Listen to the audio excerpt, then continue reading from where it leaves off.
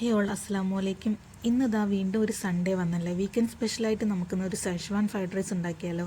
അതിനായിട്ട് 250 gram boneless ചിക്കനിലേക്ക് 1 table spoon ഇഞ്ചി വെളുത്തുള്ളി പേസ്റ്റ്, ആവശ്യത്തിന് ഉപ്പും 1 ടേബിൾ സ്പൂൺ സോയാ സോസും 2 ടേബിൾ സ്പൂൺ കുരുമുളക് പൊടിയും 2 ടേബിൾ സ്പൂൺ കോൺഫ്ലവർ പൊടിയും ചേർത്ത് നന്നായി കൈകൊണ്ട് മാഗ്നേറ്റ് ചെയ്ത് അരമണിക്കൂർ ഫ്രിഡ്ജിൽ റെസ്റ്റ് ചെയ്യാൻ വെക്കുക. ചിക്കൻ റെസ്റ്റ് ചെയ്യുന്ന സമയം കൊണ്ട് നമുക്ക് സ്പെഷ്യലായ സെഷ്വാൻ സോസ് റെഡിയാക്കാം. 10 ഉണക്കമുളക് ചെറു ചൂടുവെള്ളത്തിലിട്ടതിന് ശേഷം നന്നായി അരച്ചെടുക്കുക.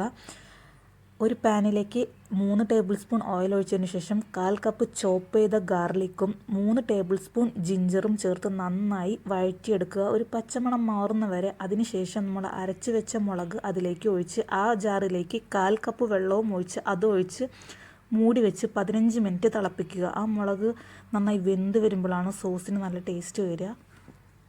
നിങ്ങൾക്ക് നല്ല റെഡിഷ് കളർ വേണം സോസ് എന്നുണ്ടെങ്കിൽ കാശ്മീരി മുളകും ഫുഡ് കളർ ആഡ് ചെയ്യാം കേട്ടോ. നമുക്ക് താല്പര്യമില്ലാത്തതിനെ കൊണ്ടാണ് നമ്മളത് ആഡ് ചെയ്യാതിരുന്നത്. അങ്ങനെ 15 മിനിറ്റിന് ശേഷം സോസ് നല്ല തിക്നെസ്സായി. അതിലേക്ക് 1 ടേബിൾ സ്പൂൺ സോയാ സോസും അത് നന്നായി മിക്സ് ചെയ്തതിന് ശേഷം 3 മുതൽ 4 ടേബിൾ സ്പൂൺ വരെ നമുക്ക് ടൊമാറ്റോ സോസ് ആഡ് ചെയ്യാം. അതിനുശേഷം നമുക്ക് 2 ടേബിൾ സ്പൂൺ വിനാഗിരി ആഡ് ചെയ്യാം. അത് നന്നായി മിക്സ് ചെയ്തതിന് ശേഷം നമുക്ക് ആവശ്യത്തിന് പഞ്ചസാര ആഡ് ചെയ്യും. 1 ടേബിൾ സ്പൂൺ മതി. അത് ആഡ് ചെയ്തതിന് ശേഷം പെപ്പർ പൗഡർ ആഡ് ചെയ്യണമെന്നവരുണ്ട്. എരിവിനനുസരിച്ച് നോക്കിയിട്ട് ഇട്ടാൽ മതി. അങ്ങനെ അത് മിക്സ് ചെയ്യാം. ഇതാണ് നമുക്ക് ഇന്നത്തെ ഫ്രൈഡ് റൈസിൻ്റെ മെയിൻ ആയിട്ടുള്ള ആൾ. അങ്ങനെ നമ്മളെ മെയിൻ ആയിട്ടുള്ള സോസ് റെഡി ആയിട്ടുണ്ട്. അത് തണുക്കാൻ വേണ്ടി മാറ്റി വയ്ക്കുക. അപ്പോഴേക്കും നമുക്ക് ചുവട് കട്ടിയുള്ള പാത്രത്തിലേക്ക് ആവശ്യത്തിന് എണ്ണയൊഴിച്ച് 3 ടേബിൾ സ്പൂൺ വെളുത്തുള്ളിയും 3 ടേബിൾ സ്പൂൺ ഇഞ്ചിയും ചേർത്ത് പച്ചമണം മാറുന്ന വരെ ഒന്ന് ജസ്റ്റ് ബോയിൽ ചെയ്തതിന് ശേഷം നമ്മൾ ആദ്യം മാഗ്നേറ്റ് ചെയ്ത് വെച്ച ചിക്കൻ അതിലേക്ക് ആഡ് ചെയ്ത് 10 മിനിറ്റ് മൂടി വെച്ച് ലോ ഫ്ലെയിമിലിട്ട് ഇടയ്ക്കിടയ്ക്ക് ഒന്ന് മിക്സ് ചെയ്യുക. ഇത് നന്നായി നമുക്ക് മുരിഞ്ഞ് വരണം കേട്ടോ. അതിനാണ് നമ്മൾ മൂടി വെക്കുന്നത്.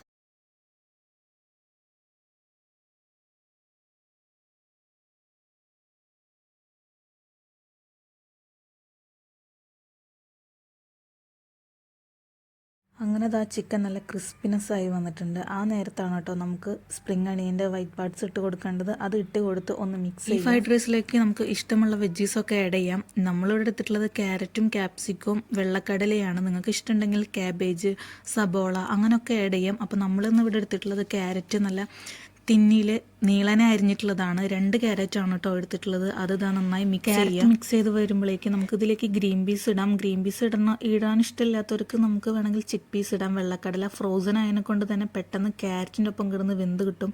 അല്ലാത്ത പക്ഷം സോക്ക് ചെയ്ത് വെക്കണം. പിന്നെ സ്പ്രിംഗ് അണിയൻ്റെ ഗ്രീൻ പാർട്സ് ഒരു കൈപ്പിടി ഫുള്ള് ഇട്ട് കൊടുക്കുന്നുണ്ട്. അത് നന്നായി മിക്സ് ചെയ്യുക. ഒരു ക്യാപ്സിക്കം ചെറുങ്ങനെ കട്ട് ചെയ്തതും ഇതിലേക്ക് ആഡ് ചെയ്യുന്നുണ്ട്. ക്യാപ്സിക്കും സ്പ്രിംഗ് അണിയൻ്റെ കളർ സെയിം ആയതിനെ കൊണ്ടാണ് കേട്ടോ മനസ്സിലാവാത്തത്. അത് രണ്ടും കൂടി നന്നായി മിക്സ് ചെയ്യുക. ഈ നേരത്ത് നല്ലൊരു സ്മെല്ല് കൂടി വരും കേട്ടോ. ചിക്കനും വെജീസൊക്കെ മിക്സ് ആയിട്ടുള്ള.